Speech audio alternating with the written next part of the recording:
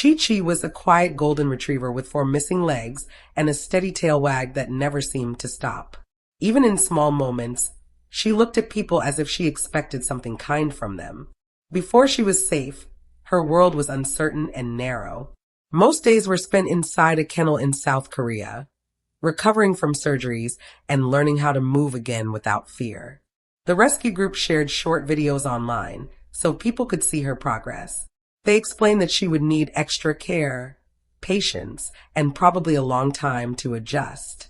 Many families hesitated, but one couple watched the video and stayed very still afterward. What they noticed first was not her injuries. It was her face. She looked tired but open, calm, ready to keep going. When Chi-Chi arrived at their home, the house already belonged to other rescue dogs. Harry was soft and observant. Kipper mostly cared about snacks and naps. Maggie liked quiet corners and routines. Chi-Chi was different from all of them. She wanted to move even when moving hurt. She wanted to follow sounds. She wanted to stay close to people. The first night was slow. One of the family members slept downstairs beside her because she seemed restless. They used long socks to help hold her bandages in place. The light stayed low. Nobody expected much from her yet. During the day, she explored carefully across the floor. At first, every step looked uncertain.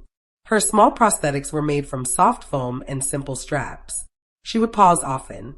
Sometimes she just stood still in the middle of the room, as if deciding whether to continue. The family worried quietly about her stress. They wondered if she would ever feel fully relaxed inside a home. They wondered if the pain would always stay with her. Still, the routine stayed gentle.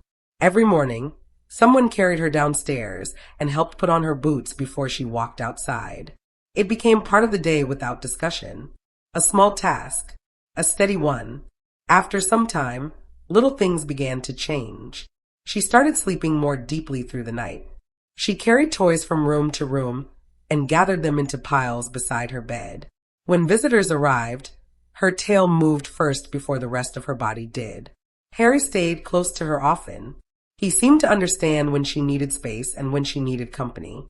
Sometimes the family found the 2 dogs sitting outside together without moving much at all. Chi-Chi slowly settled into the shape of the house. Morning walks became easier.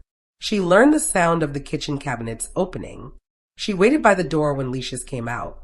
She listened to birds in the yard for long stretches of time. Eventually, the family began training her as a therapy dog. She practiced staying calm around wheelchairs, walkers, and crowded rooms. She met children who stared at her with curiosity before kneeling down beside her. She met adults with prosthetic legs who understood her immediately without needing words. Chi-Chi never seemed interested in being treated differently. She only wanted to participate, to move with everyone else, to be included in ordinary things. Now her days are simple. She wakes early. She walks through the house with her boots clicking softly against the floor. She carries toys outside and leaves them in the grass. She leans into people when they sit beside her. The family no longer talks much about whether she adjusted. One day they simply noticed that she already had. Trust sometimes arrives quietly, not all at once, but through small, repeated moments that begin to feel normal. If this small story stayed with you, please like, share, and subscribe for more quiet animal journeys and gentle rescue stories.